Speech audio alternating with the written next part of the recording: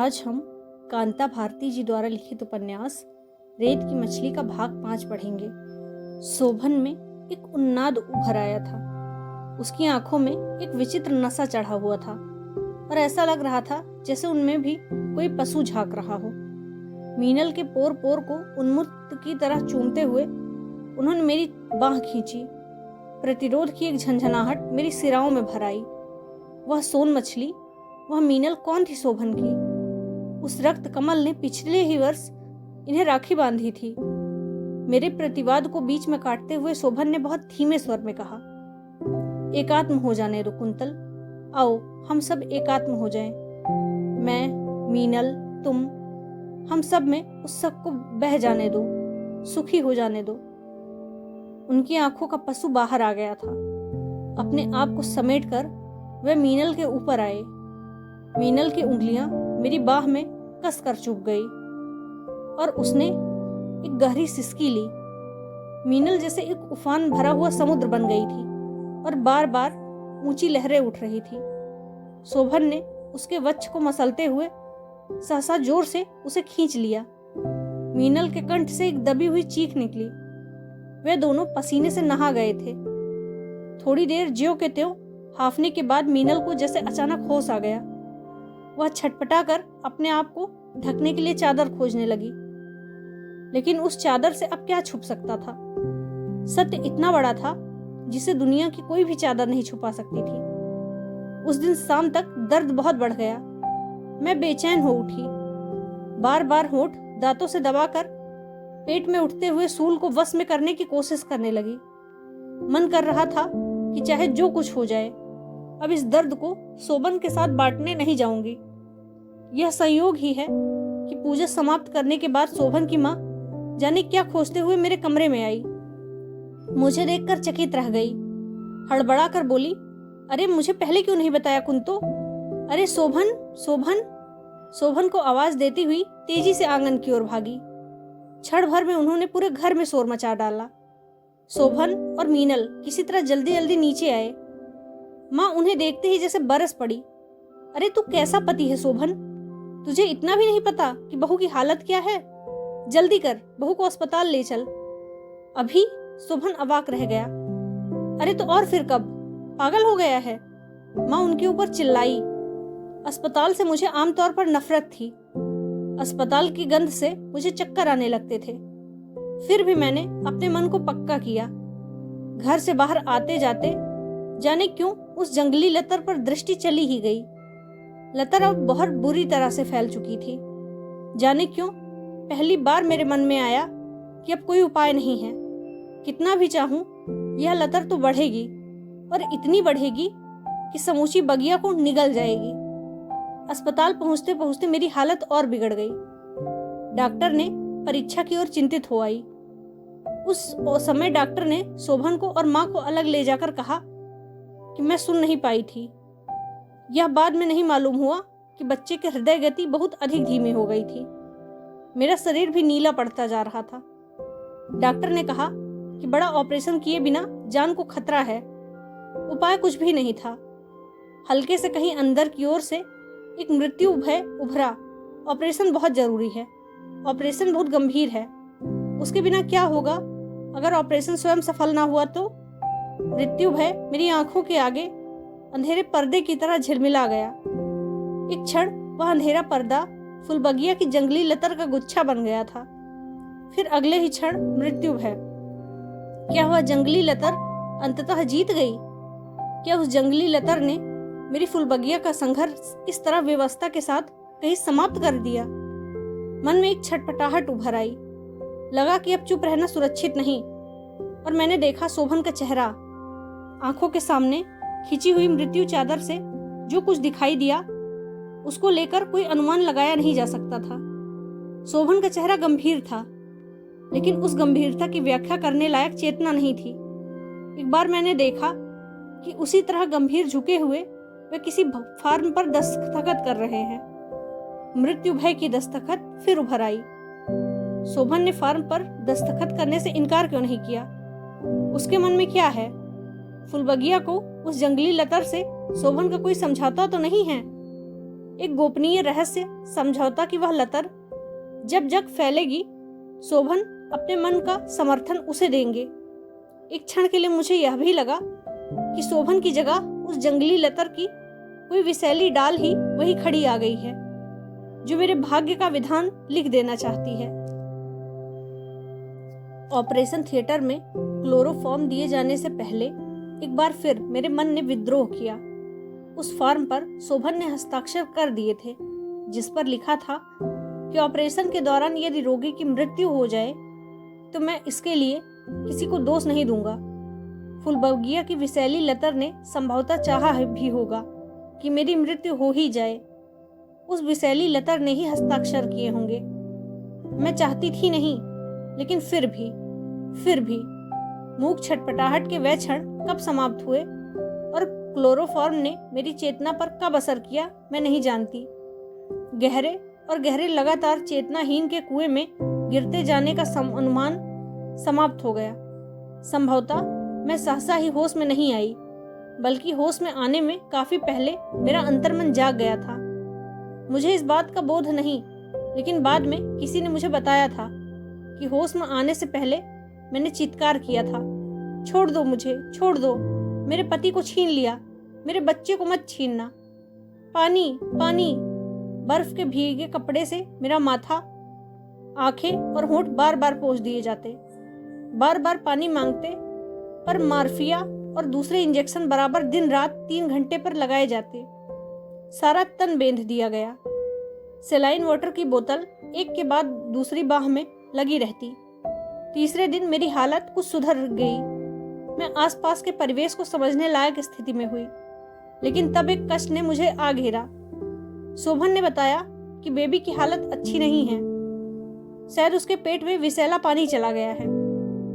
शोभन इस तरह बोल रहे थे जैसे उनका स्वर दूर से आ रहा हो। मेरे रोए रोए में कड़ुआहट भर गई थी। वह जहर बेबी की बजाय मेरे शरीर में क्यों नहीं फैल गया? क्या वह जंगली लतर इस तरह मेरे प्यार को भी समेट लेगी और फिर मेरे प्यार के साथ मेरे वात्सल्य को भी आहुति ले जाएगी? नहीं नहीं, मैं चीख उठी थी। मेरी बच्ची ला दो, लाओ मेरी बच्ची। बेबी की हालत सचमुच बहुत खराब थी। उसे ऑक्सीजन दिया जा रहा था। चौथे रोज मिशनरी स्कूल के फादर पॉल आए। एक क्षण के लिए उनको देखकर ना जाने कैसे मेरे तन मन की व्यथा और जलन शांत हो गई, लेकिन मन की उदासी और बेबसी और अधिक गहरी हो गई। मुझे लगा कि मैं उनकी शांत और शीतल हथेली पर माथा टिकाकर रो दूं कि मेरे साथ एक धोखा हो रहा है, एक गहरा षड्यंत्र।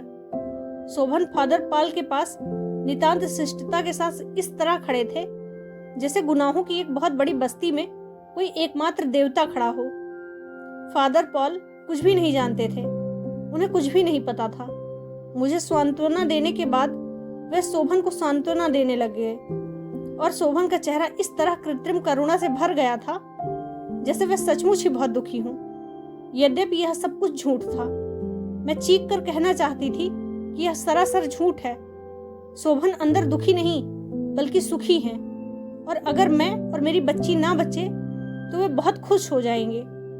लेकिन वह सब कुछ चाह कर भी कंठ से बाहर नहीं निकल आया, जैसे उसी जंगली लतर ने मेरे कंठ को घोंट दिया हो। फादर पॉल अपने साथ एक तस्वीर लाए थे, शिशु क्राइस्ट को गोद में लिए हुए वर्जिन मेरी की तस्वीर। उसे उन्होंने मेरे ठीक सामने वाली दीवार पर टांग दिया। मेरी आंखों में उभरी हुई यातना की जलन फिर शांत होने लगी। शायद उस तस्वीर को देखकर फिर उन्होंने प्रार्थना की। कह नहीं सकती कि उनकी प्रार्थना का असर था, लेकिन दूसरे दिन शाम तक बेबी की हालत में चमत्कारिक सुधार हुआ। शाम को जब फादर पॉल दोबारा आए, बेबी ने जीवन में पहली बार अपनी माँ का दूध पिया था। फादर पॉल ने मुझे बेबी को आशीर्वाद दिया। शोभन के साथ बात करते हुए बाहर चले गए थे। बेबी की हालत में सुधार के साथ साथ मेरे स्वास्थ्य में भी अंतर पैदा हुआ, लेकिन एक अनुभव मुझे लगातार हो रहा था। जैसे जैसे मेरी हालत में सुधार होता जा रहा था, मुझे महसूस होता था जैसे अस्पताल के इस कमरे में किसी जगह वह जंगली लतर उग आई है और अक्सर ही मुझे कचोट रही है। मैं बहुत दुखी हो गई। अक्सर जब मुझे नींद आ जाती, अपने सर्द हाथों से मेरे गले को टटोलने की कोशिश करती हैं। रात में मेरी भयाकांत आंखें अचानक खुल गई। गर्दन और कनपट्टियों पर मसीना उभर आया। खुले दरवाजे के सामने पलंग था जिस पर मसहरी लगी हुई थी। मसहरी के अंदर मैंने देखा शोभन अकेले नहीं था, वहां मीनल भी थी। छोप की जलन फिर उभर आई और पेट में जहां टाके लगे हुए थे तीखा दर्द उभर आया। बहुत प्रयत्न के बावजूद भी मेरे कंठ से एक तीखी कराह निकल गई। मसहरी के अंदर आंदोलन हुआ और शायद मेरी कराह सुनकर वे दोनों अलग हुए। मैं जानती हूँ कि उस समय वह कराह उन्हें कितनी बुरी लगी होगी। हाँ, एक क्षण के लिए मुझे यह निरर्थक आशा भी हुई कि शायद शोभन उठकर निकट आए और निकट आकर एक बार यह जिज्ञासा भर के पूछे कि कैसी हूँ। लेकिन वैसा कुछ नहीं हुआ। मसहरी के अंदर सब कुछ शांत हो गया और शायद शोभन ने यह जाहिर किया कि वह सो चुके हैं। लेकिन मुझे पता था कि सोया कौन है। सोया शोभन नहीं, मेरा भाग्य था। नर्स जल्दी ही आ गई। मुझे मालूम था कि वह क्या लाएगी। उसके पास एक इंजेक्शन था। मेरे दर्द को दबाने के लिए वह नियम से लगाया जा रहा था। लेकिन मुझे यह भी पता था कि मेरे असली दर्द को दबाने के लिए यह इंजेक्शन काम नहीं करेगा। हर पहर के बाद शरीर के किसी हिस्से में ऊपरी दर्द को दबाने वाली सुई धंसा दी जाती और मुझे बेहोशी वाली नींद आ जाती। रात अपनी गर्दन पर उस जंगली लतर के ठंडे स्पर्श से नींद खुल जाती तो दिखाई देता कि सामने बरामदे में लगी मसहरी के अंदर एक ऐसी समांतर दुनिया हंस खेल रही है जो मुझे अपनी ही दुनिया में देश निकाल देना चाहती है। मीनल और शोभन मेरे दर्द और मेरी उपस्थिति से बिल्कुल निसंग, जैसे निश्चिंत होकर एक दूसरे में लीन हो जाते थे। 20 दिन इसी तरह घुटकर गुजर गए। अस्पताल का मेरा वह पलंग सारी दुनिया के बीच रहते हुए भी ऐसा लगता था जैसे चुपचाप उठाकर किसी घनघोर जंगल में मुझे बेसहारा छोड़ दिया गया हो। 20 दिन डॉक्टर ने कहा, शोभन से ही कहा कि वह अब मुझे घर ले जा सकते हैं। आज सोचती हूँ कि मेरा मन कितना मासूम था कि एक क्षण के लिए घर की बात सोचकर खिल आया। लेकिन फिर मुझे लगा कि अपना कहने के बावजूद वह घर अब मेरे लिए अजनबी बन चुका था। और सचमुच वह अजनबी ही बन चुका था। मेरी फुलबगिया मेरी नहीं लग रही थी। जंगली लतर ने उसके पौधों को बुरी तरह घेर लिया था। सीढ़ियां चढ़ने की मनाही थी, इसलिए ऊपर अपने नीले कमरे तक नहीं जा सकती थी। मुझे याद है मेरा मन कितना तड़पा था कि मैं ऊपर जाकर एक बार देखूं कि मेरा नीला कमरा कैसा है। मुझे विश्वास था कि वहां बहुत कुछ बदल गया होगा। मीनल की अपनी रुचि की सा हो गया होगा। संकट के उन दिनों में मेरे व माँ और पिताजी भी वहां आ गए थे, जिनसे संबंध टूटने की कीमत चुकाकर भी मैंने शोभन से रिश्ता जोड़ा था। पहली बार आए थे, लेकिन फिर भी ऐसा लगता था जैसे शोभन के लिए वह बिल्कुल बेगाने हों और यूं ही राह चलते आकर ठहर गए हों। शोभन ने उनके आने की जिस तरह उपेक्षा की थी, उसे उनके अपमान के अलावा कुछ और नहीं कहा जा सकता था। शोभन के इस आचरण से मन खौल गया था, विशेष रूप से यह देखकर कि मेरी और मेरे परिवार दोनों की उपेक्षा करके वे मीनल के साथ सारा समय नीले कमरे में गुजारते हैं और दूसरे किसी की उपस्थिति पर कोई ध्यान नहीं दिए बगैर यूनिवर्सिटी चले जाते हैं। अब मुझ में इतना भी साहस नहीं था कि फुलबगिया में फैले हुए लतर पर ध्यान दे सकूं। लतर फैल चुकी थी और फैलकर उसने ऊपर से नीचे तक कमरे में फैले हुए मेरे अपने संसार को समेट लिया था। रह रह कर मन करता था कि मैं वहां जाऊं, एक बार बात करूं, मीनल से सीधे पूछूं यह सब क्यों हो रहा है। अभी थोड़े दिन पहले की बीमारी टूटी हुई और अकेली निरीह मीनल का चित्र आंखों के सामने आ गया। अभी दिन ही कितने हुए थे जब वह घर में डरते डरते आती थी और शोभन से एक आध किताब लेकर दबी घुटी सी वापस चली जाती थी। फिर पिछले ही रक्षाबंधन में तो उसने शोभन की कलाई पर राखी भी बांधी थी। तब पहली बार उसने शोभन को भाई कहा था और निकटता का पहला रिश्ता तैयार किया था। लेकिन नीले कमरे तक पहुंचने के लिए उस राखी के अंदर कितना बड़ा षड्यंत्र छुपा था। बार बार रक्त की उल्टियां करता हुआ क्षय से पीड़ित उसका चेहरा भी मुझे याद आया।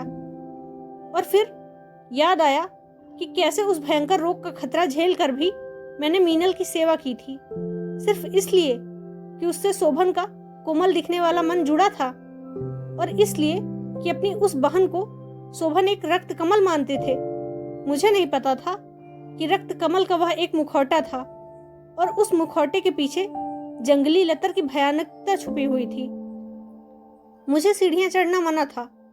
कई बार मन करता था कि जबरदस्ती भी सीढ़ियां चढ़ जाऊं और उसके बाद जो कुछ हो भुगत लूं, फिर चाहे वह कितनी ही घातक क्यों ना हो, कितना भी घातक हो, वह मेरी इस घुटन से कम ही तो होगा। आखिर एक दिन शोभन दिखाई दिए। बड़ी कठिनाई से साहस बटोर कर मैंने उन्हें आवाज दी। आकर वह इस तरह खड़े हो गए जैसे किसी भटके हुए राहगीर ने उनसे रास्ता पूछ लिया हो। एक क्षण के लिए मैंने उनकी आंखों में झांका, लेकिन वहां केवल शून्य था। मेरे पहचानने लायक वहां कुछ भी नहीं था।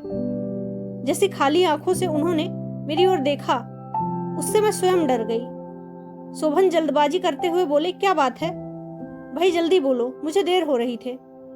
उनके शब्दों में मैं तिलमिला गई। क्षोभ से सारा शरीर जलने लगा। अब तुम्हारी आंखों में मेरे लिए यही मूल्य रह गया है। इसी दिन को देखने के लिए मैंने तमाम दुनिया से निर्वासन कर लिया था। तुम बहुत महान हो शोभन, कि कल की ही मौत के मुंह से मैं वापस लौटी हूँ, और आज तुम कह रहे हो कि मैं जल्दी बोलूं। काम क्या है?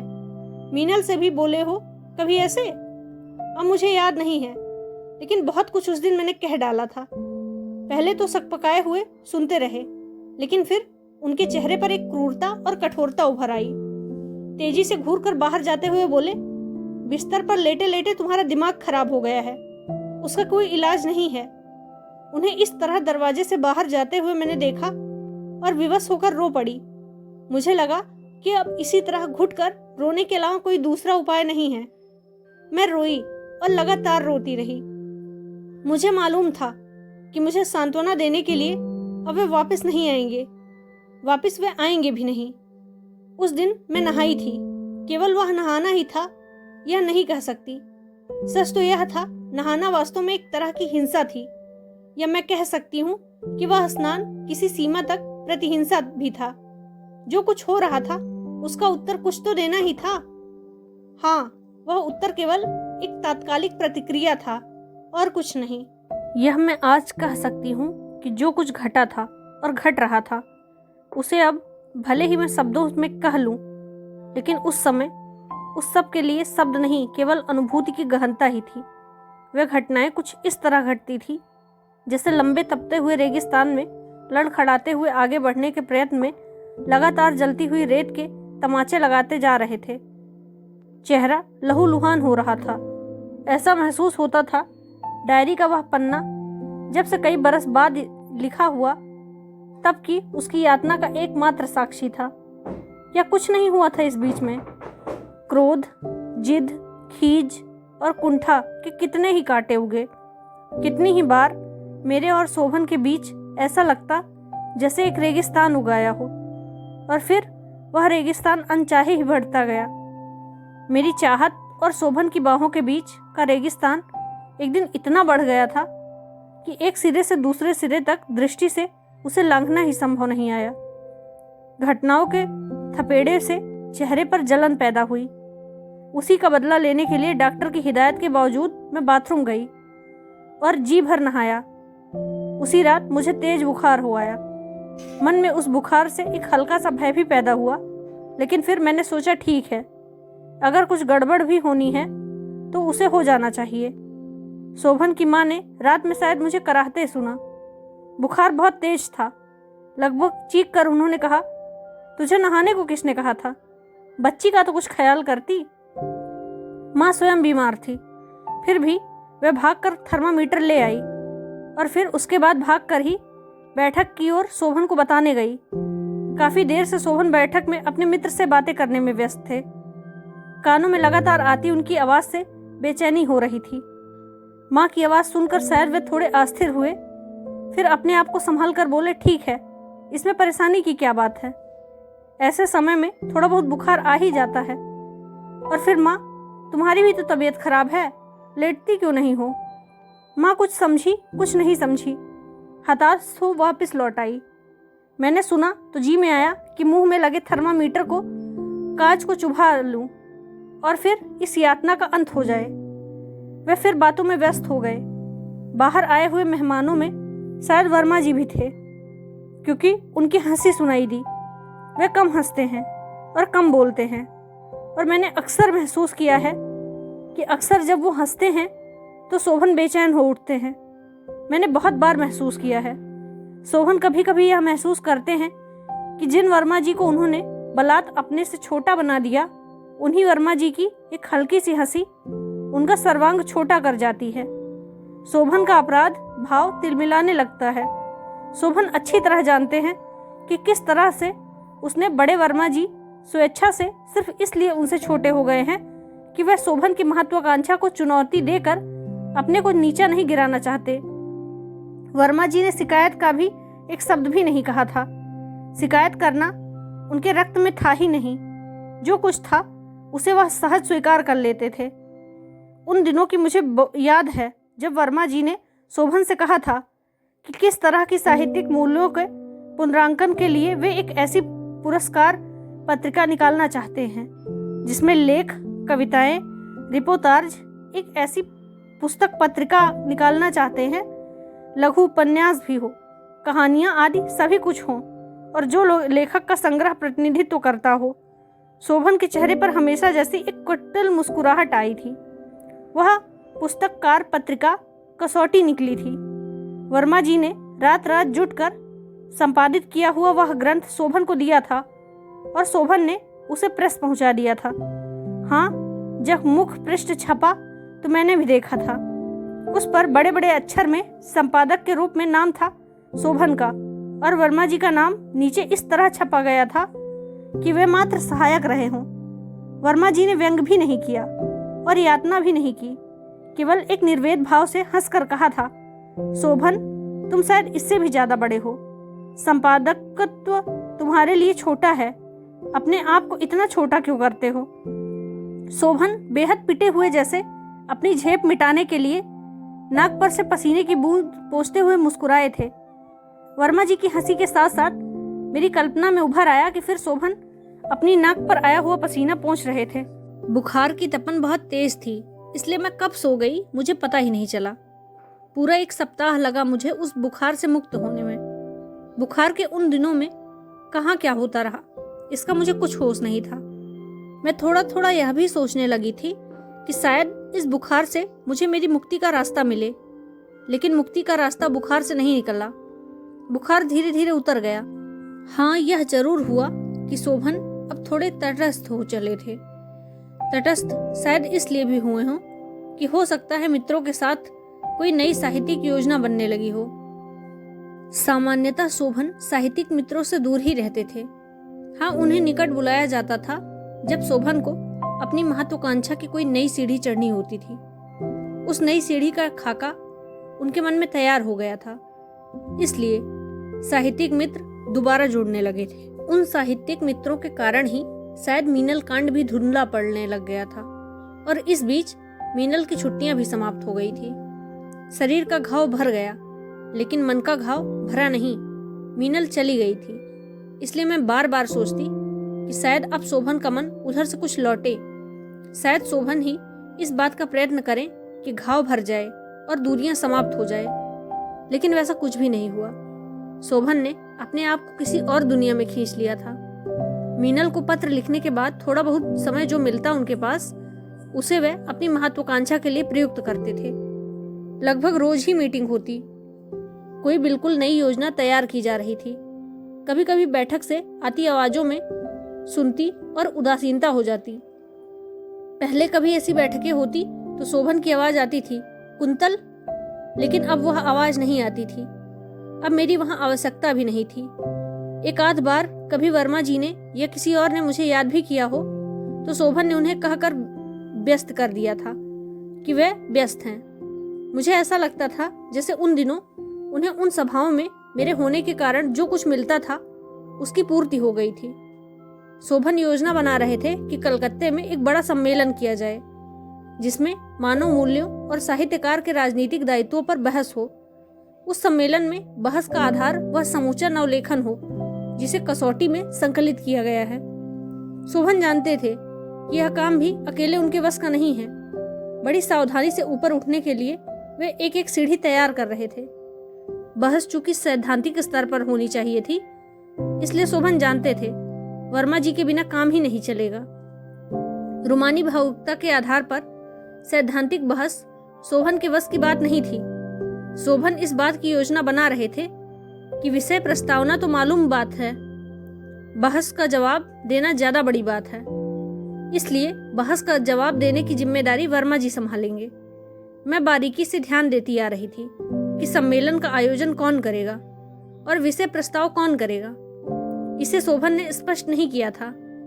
जाहिर है कि विषय प्रस्ताव और संयोजन शोभन ने स्वयं बड़ी चतुराई से अपने आप ले लिया होगा। इस सम्मेलन के बारे में इस बार वे अंग्रेजी के अंतर्राष्ट्रीय पत्र जबान में भी काफी कुछ छपवाना चाहते थे। यह भी स्पष्ट था कि इन समाचारों में आयोजक के अतिरिक्त शोभन शायद ही किसी दूसरे को स्थान लेने दे। योजना पूरी हो गई थी और शोभन की महत्वाकांक्षा पर वर्मा जी की वही संतुलित अर्थपूर्ण हंसी सुनाई दे रही थी। योजना बनाते बनाते गर्मियां बीत गई और बरसात होने लगी। वातावरण की उस उमस के साथ साथ मन की घुटन भी बढ़ने लगी थी। सम्मेलन का सारा खर्च उठाने का जिम्मा कलकत्ते के एक प्रशासन ने ले लिया था। इसकी सूचना पाकर शोभन बहुत ही प्रसन्न हुए। उनके मन का चाहा पूरा हो रहा। उनकी प्रतिष्ठा के लिए सम्मेलन था और ऐसे नगर में था जहां मीनल भी थी। सफर की तैयारियां बड़े जोरों शोरों से भी होने लगी। शोभन के एक साप्ताहिक मित्र ने एक दिन पूछा था कि कुंतल भाभी भी जा रही है ना शोभन। शोभन अचकचा गए। उसने जल्दी जल्दी उत्तर देते नहीं बना। उन्हें यह भी लगा कि कुंतल के ना जाने की कोई सफाई भी नहीं दी जा सकती। धीरे से बोले, हाँ बिटिया छोटी है, सफर में बहुत कष्ट होगा। पता नहीं क्या बात थी कि मित्र का यह आग्रह शोभन के मन में चुभ गया। आज उसका भी कारण समझ में आता है। शोभन मीनल से मिलने जा रहे थे। कहीं उनके मन में यह चोर था कि अगर अकेले जाएंगे तो मीनल से उतना खुलकर मिल नहीं पाएंगे। यही मजबूरी थी कि उन्होंने अपने साथ मेरा भी रिजर्वेशन करा लिया। कलकत्ते में 2 काम उन्होंने पहले किए। पहला काम ठहरने के लिए किसी दूसरे प्रबंध को छोड़कर मीनल के यहाँ पहुंचना और दूसरा काम सम्मेलन के लिए प्रेस कॉन्फ्रेंस बुलाना। प्रेस कॉन्फ्रेंस बड़ी चतुराई से बुलाई गई थी। अंतर्राष्ट्रीय मानवीय समस्याओं के संदर्भ में नए साहित्य की विश्वव्यापी मूल्यांकन और संपादक संक्रांति पर एक लंबा चौड़ा वक्तव्य शोभन ने अपनी ओर से दिया था। प्रेस कॉन्फ्रेंस में शोभन ऐसे बोले जैसे साहित्य के समूचे आंदोलन के वे निर्वाचित नेता हों। वर्मा जी उस वक्त को अखबारों में पढ़ने के बाद फिर उसी तरह हंस दिए थे। यह सब बाहर की दुनिया में था। अंदर की दुनिया में पहली ही रात जो कुछ हुआ वे मेरे घावों को और भी गहरा कर गया। मीनल बहुत ही प्रसन्न से कुछ अधिक थी। प्रेस कॉन्फ्रेंस के बारे में वह ऐसा महसूस कर रही थी जैसे शोभन के साथ साथ वह स्वयं भी उतनी ही बड़ी हो गई हो। मैंने सुना कि मीनल शोभन को तुलना के रूप में अंग्रेजी की कीट से कर रही थी। शोभन उससे संतुष्ट नहीं हुए। उन्होंने कहा था, मीनल तुमसे सच कहता हूँ, मेरा दुर्भाग्य है कि मैं भारत में पैदा हुआ। अगर यूरोप में होता तो जॉ पर्ल सार्त्र को लोग इतना बड़ा नहीं मानते। अपने आप को शोभन निश्चय ही सार्त्र के आगे मान चुके थे। उनका विश्वास था कि उनकी रचना अश्वत्थामा इस सदी की सबसे बड़ी उपलब्धि है। वे मीनल को बता रहे थे कि इस सम्मेलन में विदेशों से भी प्रतिनिधि आएंगे। तुम्हारा भाग्य बड़ा होगा तो यही सम्मेलन रंग लाएगा। रविंद्रनाथ टैगोर के बाद नोबेल प्राइज के योग्य अश्वत्थामा के आगे कोई अन्य कृति नहीं है। बिटिया को नींद आने लगी थी। मीनल के और शोभन के संवादों का कथ्य अब बदलने लगा था। उनमें एक अजीब रोमानियत भराई थी। मैंने सुना वे कह रहे थे, तन्मयता के क्षणों में डूबकर सार्थकता पाई है और अब उद्घोषित महानताओं से अभिभूति और आतंकित नहीं होता।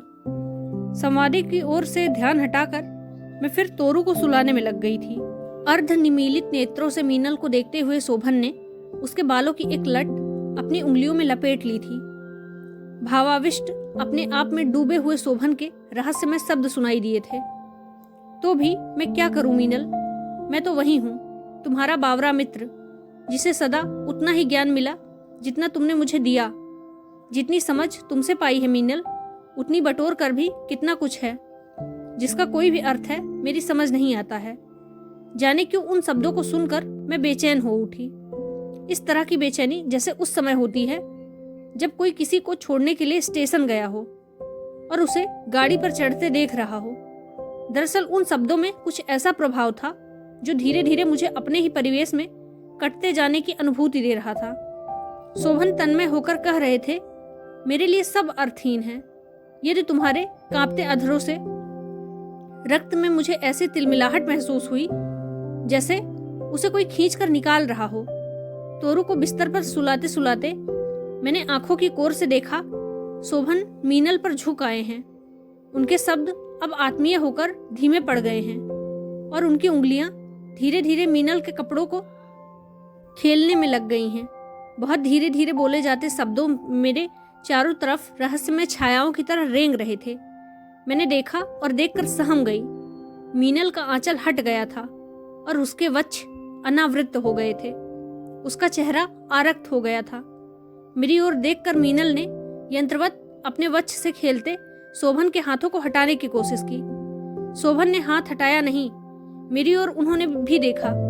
उनकी आंखों में निर्लज्ज कामुकता की झिल्ली चढ़ी हुई थी। वे शायद मुस्कुराए भी। उन क्षणों में वह मुस्कुराहट किसी सीमा तक विभत्स हो उठी थी। मदान्ध उत्तेजना ने उन्हें लपेट लिया था। मीनल के साथ अपने उन एकांत क्षणों को मेरी उपस्थिति से अधिक उत्तेजक बनाने का एक धूर्त निश्चय उनके चेहरे पर झलक रहा था। मैंने बलात् अपनी आंखें उधर से हटा ली। क्या अब कोई उपाय नहीं? क्या अब वापसी का कोई रास्ता नहीं है? क्या कहूं मैं? नीचे बहती हुई दुर्दम्य जलधारा में गिरी हुई नियति की यह नाव अब नीचे ही नीचे बहती जाएगी क्या? मीनल से अपने उलझाव के बारे में जो सफाइयां शोभन देते आए थे वह एक एक कर मेरे मन में उभरने लगी। मीनल के प्रति उनकी आसक्ति के उत्तर में जब कभी मैंने अपनी अस्वीकृति जाहिर की थी, उन्होंने कहा था, यह तो आवश्यक है कुंतल, मेरे अपने सृजन के लिए आवश्यक है। कुंतल, तुम मुझे महान लेखक बनने देना चाहती हो ना? उसके लिए पत्नी के अतिरिक्त प्रेरणा भी तो लेनी चाहिए होती है ना? यह कैसी प्रेरणा है? किसी एक पौधे को उसके परिवेश से एकदम उखाड़ कर वहां दूसरे पौधे को रोप दिया जाए, यह कैसी प्रेरणा है? क्या शोभन की इस महत्वाकांक्षा के लिए मेरी आहुति अनिवार्य है? क्या मेरा सर्वांग टूटकर बिखर जाना, मेरे एकांत क्षणों का इस तरह छिन जाना सृजन की शर्त है? अंतमस का आंदोलन बहुत असहनीय हो गया। मैंने देखा वो जंगली लतर शोभन से लिपट गई है। अस्फुट शब्दों से भावावेश का प्रतिदान मीनल उन्हें देने लगी है। प्रतिचुंबनों से उत्तेजित शोभन ने उसके अंगों को समेट लिया है। मैंने अनचाहे ही अपना निचला होंठ दांतों से भींच लिया। शोभन की प्रेरणा शोभन के रोम रोम पर हावी होती जा रही थी। दांतों से मीनल के कंधे पर ग्रीवा का वह बार बार चिन्ह अंकित करते हुए शोभन का हाथ मीनल की साड़ी के नीचे हरकतें कर रहा था। आसक्ति से विवश मीनल ने सिसकी लेकर शोभन को अपनी ओर खींच लिया। मेरा तमतमाया हुआ चेहरा मेरे घुटने पर झुक गया। शोभन ने अवश्य मेरी विरक्ति देखी होगी और इस विरक्ति ने निश्चय ही उनकी रस सिद्धि में बाधा पहुंचाई होगी, क्योंकि शोभन ने धीरे से हाथ बढ़ाकर मुझे छुआ था। किसी भी प्रतिक्रिया का मन नहीं था। मैंने उनके हाथ को हटाना चाहा, लेकिन उन्होंने हाथ हटाया नहीं। कुंतल, तुम तो बहुत बड़े मन वाली हो ना मेरी कुंतल। यह सब तो तुम्हारा ही है, मैं भी तुम्हारा हूँ, मीनल भी तुम्हारी ही है और यह सब तुम्हारे ही लिए है। उन्होंने मीनल का सिर मेरी गोद में रख दिया। क्या था वह सब कुछ जो मेरे लिए किया था? तमतमाया हुआ चेहरा, तन्मयता के उन उद्यान क्षणों में मेरे से अपना क्षण कौन सा था?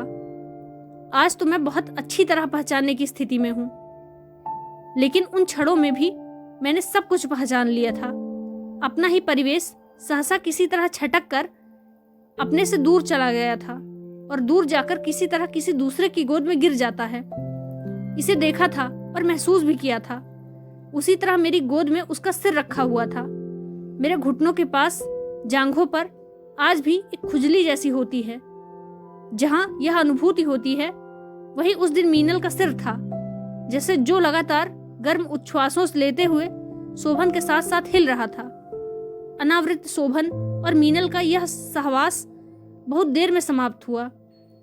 यह भी हो सकता है कि अंधता के वे क्षण स्वयं ही इतने लंबे रहे हों। अस्फुट उच्छ्वासें, डूबते उभरते शब्द और सृजन की कृत्रिमता आयोजन के साथ ज्वर की तरह बढ़ती मेरी निराशाएं मुझे घेरती हैं।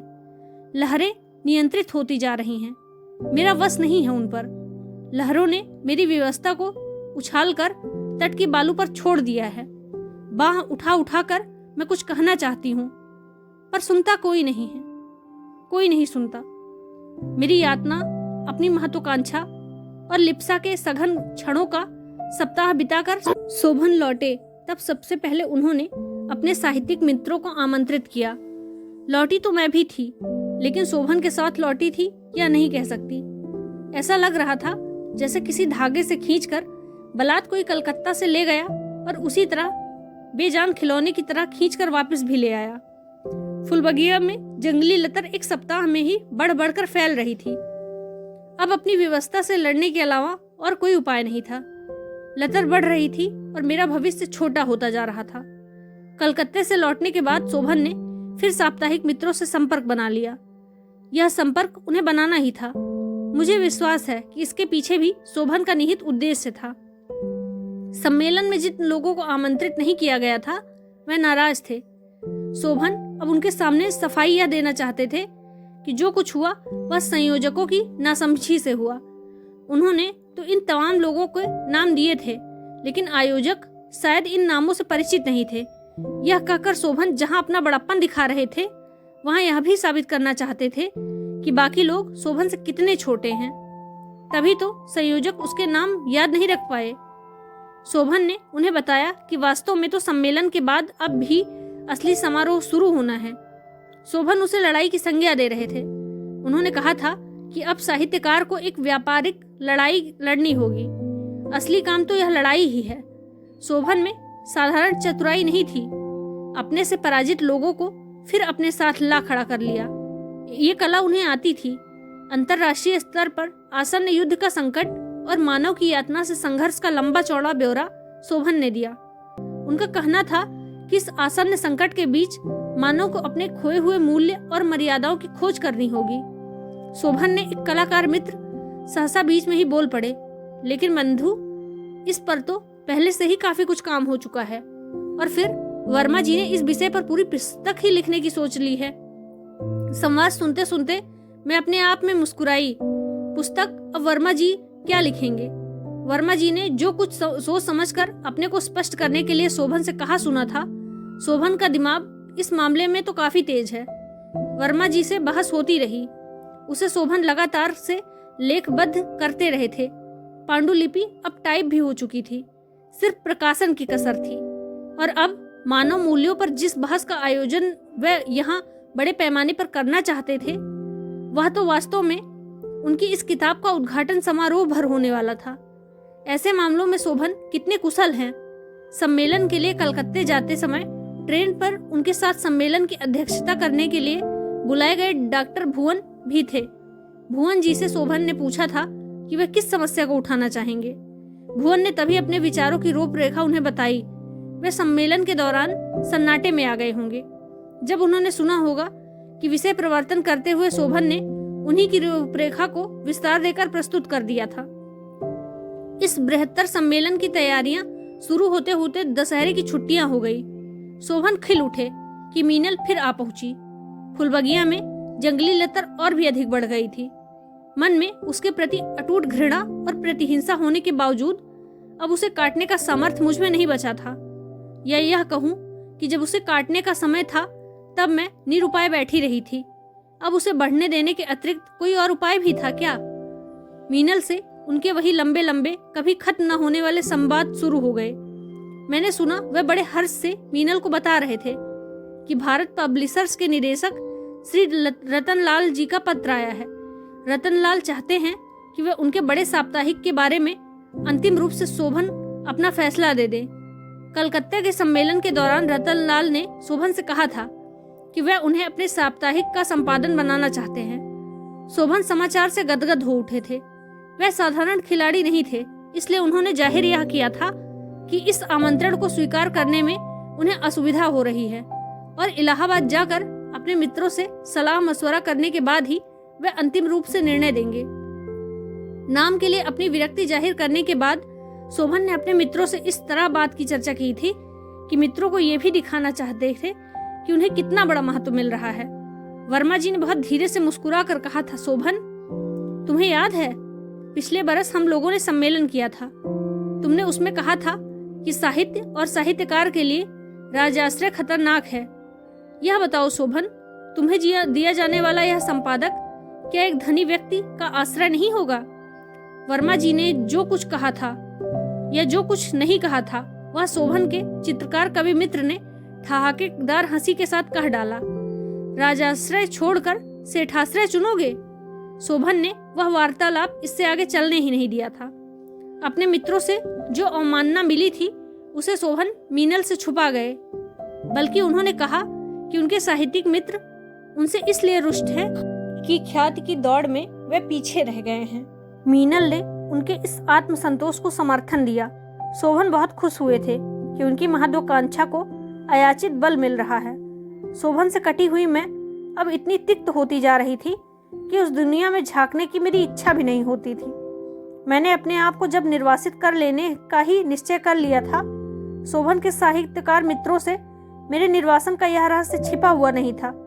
बहुत कम बोलने वाले वर्मा जी ने एक बार संकेतों से कहा था कि पाली हुई बिल्ली कभी चेहरे पर भी पंजा मार देगी। मीनल का ध्यान इन व्यावसायिक संवादों में नहीं लग रहा था और शोभन को तब तक संतोष होने वाला नहीं था जब तक वह पूरी तरह से मीनल को यह न समझा देते कि पत्रिका की इस जिम्मेदारी को संभालने के बाद न केवल शोभन अतिरिक्त प्रतिष्ठा अर्जित कर लेगा, बल्कि मीनल और उसके संबंध भी अधिक गहरे और अधिक उन्मुक्त हो सकेंगे।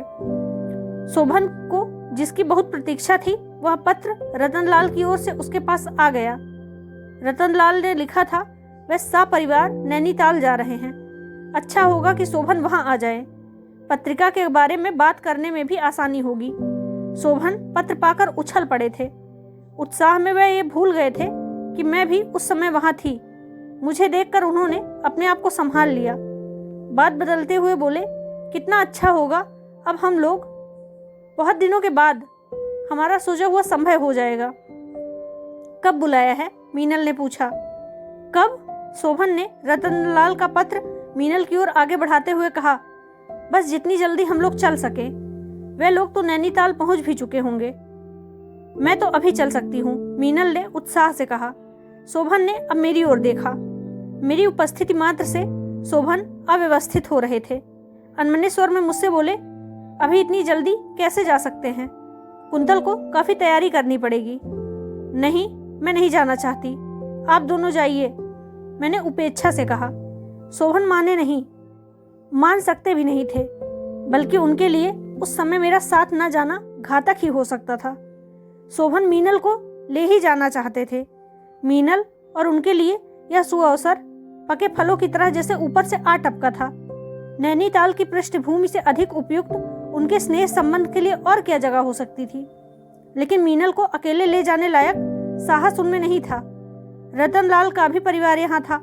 शोभन यह भी जानते थे कि रतनलाल विवाह संबंध से बाहर शोभन का संबंध पसंद नहीं करेंगे। बहुत बड़ा स्थान, समृद्धि की बहुत बड़ी सीढ़ी उन्हें मिलने जा रही थी।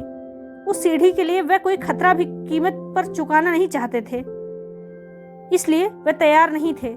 मेरे सामने समस्या कोई नहीं थी, केवल अपनी पराजय की व्यथा ही थी।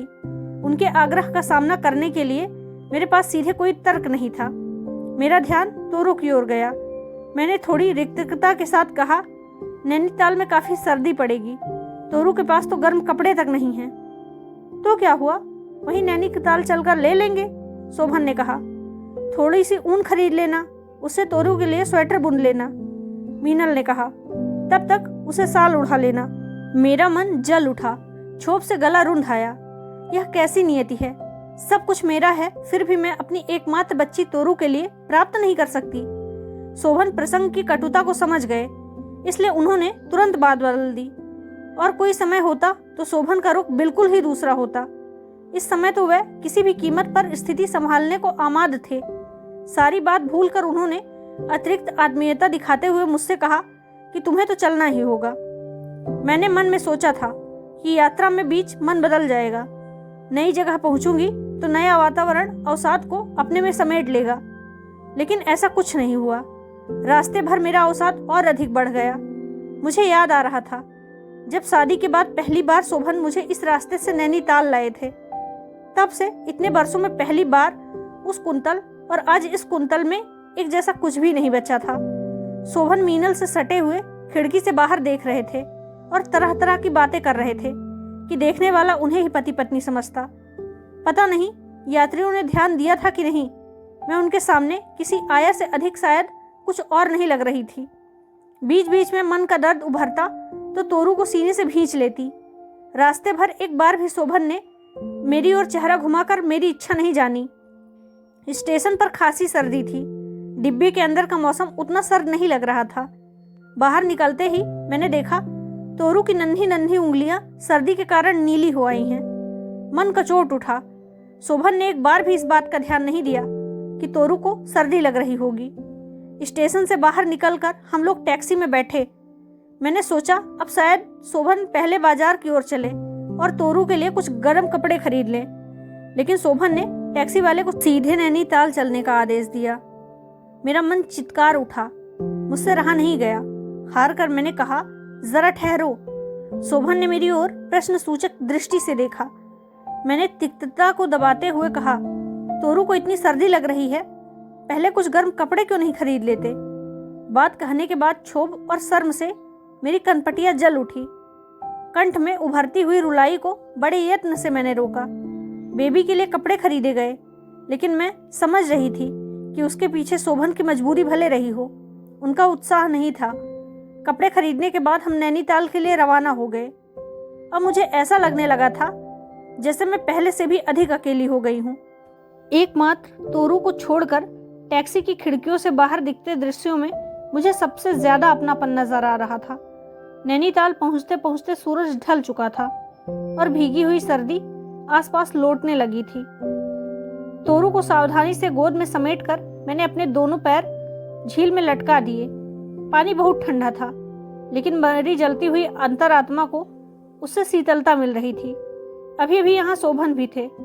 1 मिनट में आने को कहकर वह उठ गए और इस बार बुरा नहीं लगा, क्योंकि यह आम बात हो गई थी। ऐसा लगा कि एक कड़वाहट मेरे पास बैठी थी जो अब उठकर कहीं चली गई है। एकांत से मुझे थोड़ा आश्वासन भी हो रहा था। यह झील डूबने के लिए भी काफी है, मैंने सोचा। लेकिन फिर मैंने यह भी सोचा कि पराजय की जिन गहराइयों में मैं डूब चुकी हूँ, उनसे इस झील की गहराई कहीं कम है। सच तो यह है कि डूबना अब दोबारा नहीं होगा। लहर डुबाकर, झकझोर कर, निष्ठुर होकर जिस बिंदु पर छोड़कर लौटी है, वहीं से अपना रास्ता शुरू होता है। शीतल और धवल अपनी छाती पर खेलकर नीचे ढकेल दी जाए, जलधारा पत्थर, बालू और मिट्टी की कब्र से बाहर हो जाएगी। हरिनीता को अमर बेला खा गई है, लेकिन जीवन शक्ति के तंतु अभी भी जीवित है। शोभन की प्रार्थना निरर्थक थी, उसकी प्रतीक्षा भी निरर्थक थी। प्रतीक्षा करने की इच्छा भी नहीं थी। सूरज ढलते ढलते चूंकि सर्दी और अधिक हो जाने का डर था, इसलिए मैं तोरू को लेकर झील के किनारे से लौट पड़ी। एक जगह मैं यह सोचकर संतुष्ट भी थी कि शोभन और मीनल जब वहां लौटेंगे तो मुझे ना पाकर निराश होंगे। होटल पहुंची तो मालूम हुआ कि भारत पब्लिशिंग हाउस के रतन लाल जी का संदेश आया हुआ था। रात को भारत पब्लिशिंग हाउस के मालिक की ओर से शोभन और श्रीमती शोभन को डिनर पर बुलाया गया है। श्रीमती शोभन देखकर मन जल उठा। जी में आया कि मैं उस स्लिप को फाड़ दूं। निमंत्रण तो शोभन और मीनल के लिए होना चाहिए था। श्रीमती शोभन नाम एक पद आवश्यक था, लेकिन उस पद पर अगर मीनल ना थी तो मैं भी नहीं थी। काफी रात गए शोभन लौटे। कमरे का दरवाजा खुलने से पहले मुझे हंसी सुनाई दी। मीनल हंस रही थी, इस तरह हंस रही थी जैसे गुदगुदाया जा रहा हो। दरवाजा अंदर से बंद नहीं था, लेकिन खोलने के लिए मैं उठी नहीं। शोभन अंदर आए। आसपास उन्होंने इस तरह देखा जैसे कमरे में मेरा और तोरू का अस्तित्व ही ना हो। मेज पर भारत पब्लिशिंग हाउस से पाई हुई स्लिप एक एस्ट्रे के नीचे दबी थी। शोभन ने उसे पढ़ा और बोले, ओह देर ना हो जाए कहीं, 8 बजे बुलाया है और 7:30 ही वैसे बज रहे हैं। मीनल, तुम जल्दी से तैयार हो जाओ। लेकिन इसके बाद उन्हें कुछ ध्यान आ गया। शायद उन्होंने यह सोचा कि डिनर पर उन्हें सपत्नी बुलाया गया है। भारत पब्लिशिंग हाउस के मालिक विचारों से बहुत अधिक रूढ़िवादी है। डिनर पर इस तरह किसी पराई लड़की के साथ आना उन्हें अच्छा नहीं लगेगा। तुरंत बोले, और कुंतल, तुम काफी पहले आ गई, तुम्हें तो अब तक कपड़े बदल ही लेने चाहिए थे। मैंने कोई जवाब नहीं दिया। उन्होंने फिर अपनी बात दोहराई। इस बार उनके स्वर में काफी नरमी थी। उनका उद्देश्य छिपा रहा था। वे अभिनय करना जानते थे। उन्हें पता था कि मेरे न जाने पर मीनल को ले जाना भी उनके लिए कठिन हो जाएगा। बहुत रूखी आवाज में मैंने कहा, आप चले जाइए, मेरी तबीयत ठीक नहीं है। शोभन का अभिनेता पूरी तरह से सक्रिय हो उठा। वे मनुहार पर उतर आए। मनुहार भरी जबरदस्ती के बाद अंततः वे ही फिर जीते। डिनर से लौटने के बाद मेमने की खाल में छुपा हुआ भेड़िया सहसा बाहर आ गया। उनका काम निकल चुका था, इसलिए अब अभिनय की कोई जरूरत नहीं थी। भारत पब्लिशिंग हाउस के मालिकों से साप्ताहिक पत्र के संपादक के लिए काफी अच्छी शर्तें तय हो गई थी। मालिक इस कमरे में इस समय मौजूद भी नहीं थे, इसलिए शोभन को अपनी प्रसन्नता जाहिर करने का बहुत अच्छा मौका मिल गया था। मीनल को उन्होंने बाहों में भरा और चूम लिया। डिनर के दौरान मैं शोभन से कुछ दूर बैठी थी, इसलिए उस समय मुझे पता नहीं चल सका कि उन्होंने उस समय जो खुशी जाहिर की उसका राज क्या था। मीनल को भी उतना सब पता नहीं था। रात काफी हो गई थी। होटल में गहरा सन्नाटा छा गया था।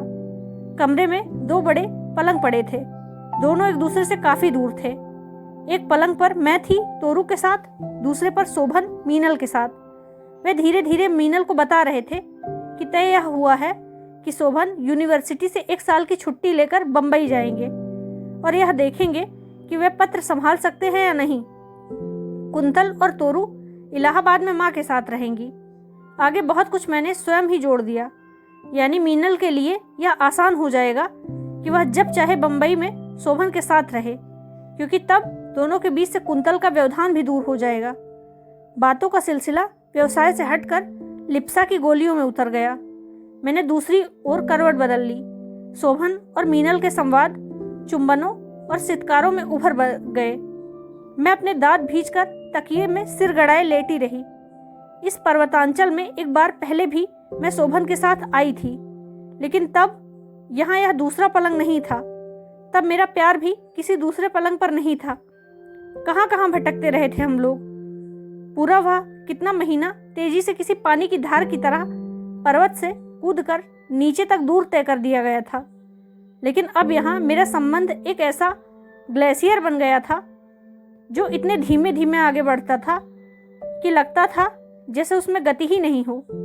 2 हफ्ते का वह छोटा सा समय कितनी कठिनाई से बीता था यह मैं ही जान सकती हूँ। 15 दिन के बाद हमारी वापसी का दिन आ गया, लेकिन वह वापसी किधर? क्या मैं अपनी दुनिया में फिर से वापस लौट सकती हूँ? बहुत सी परिस्थितियों में वापसी सुख देती है, लेकिन इस वापसी में सुख नहीं था। मुझे मालूम था कि अब जिस इलाहाबाद में मैं वापस जा रही हूँ वह किसी निर्वासन के कम नहीं होगा। घर पर 15 दिनों में फुलबगिया में वह लतर फिर फैल गई थी। शोभन और मीनल तेजी से माँ को आवाज देते हुए अंदर चले गए। मैं एक क्षण के लिए ठिठक कर उस लतर को देखने लगी। जाने क्यों इस बार लगा कि वह लतर मेरी दुश्मन ना होकर कहीं मेरे मन की एक यातना ही है। जिस तरह मेरी यातना विवश होकर मेरे तन मन में फैलती जाती है, उसी तरह यह लतर भी विवश है।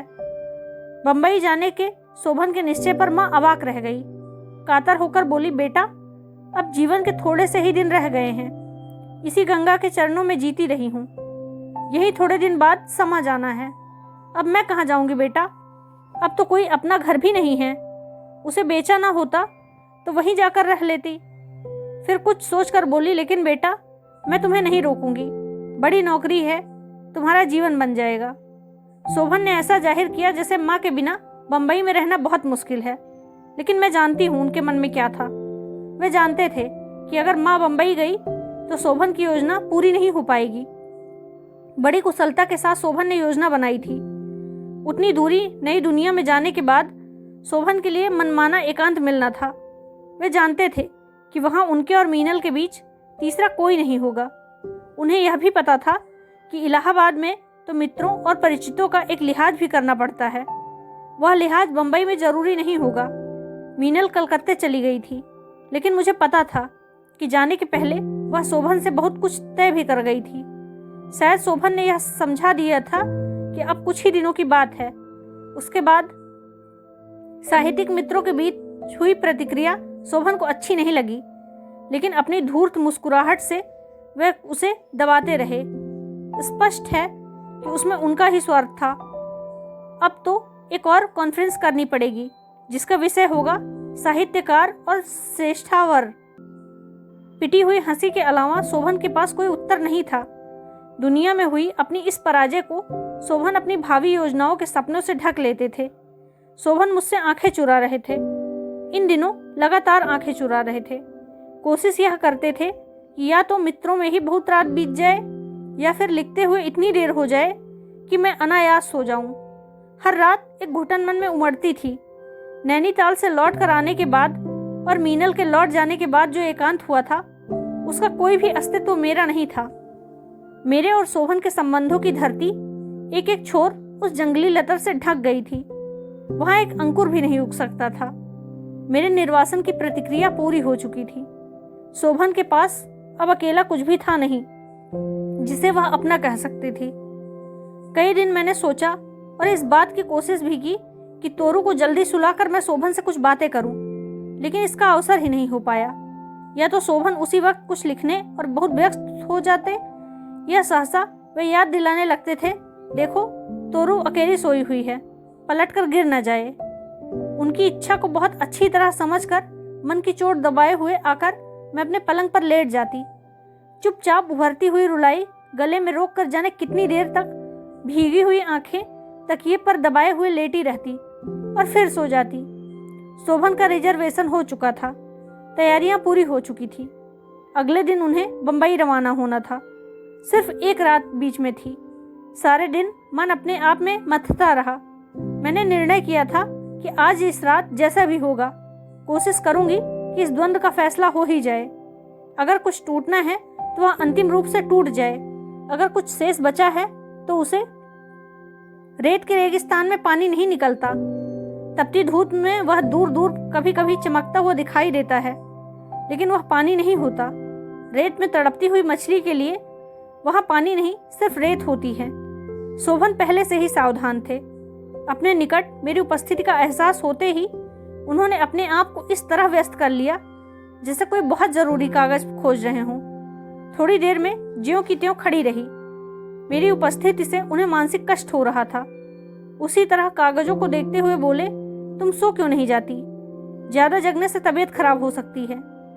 याचना की उस पिछली अवधि के पहली बार में मैं इस तरह फूट कर रो पड़ी कि अब लगता है जैसे उससे बड़ी भूल मैंने दूसरी नहीं की थी। रोने की आवश्यकता क्या थी? किसके सामने रोई थी और क्यों रोई थी? इस तरह रोकर अपनी कमजोरी जाहिर करने के अलावा मैंने क्या किया था? शोभन कागजों में और अधिक व्यस्त हो गए थे। मुझे अपमान महसूस हुआ। मेरी रुलाई बढ़ गई, लेकिन शोभन ने अपनी व्यस्तता तोड़ी नहीं। शोभन की उदासीनता से जो अपमान महसूस हुआ, उनने एक बड़ा काम जरूर किया। मेरी रुलाई रुक गई। यह अच्छा ही हुआ, क्योंकि अधिक रोती तो अपमान ही अधिक बढ़ता।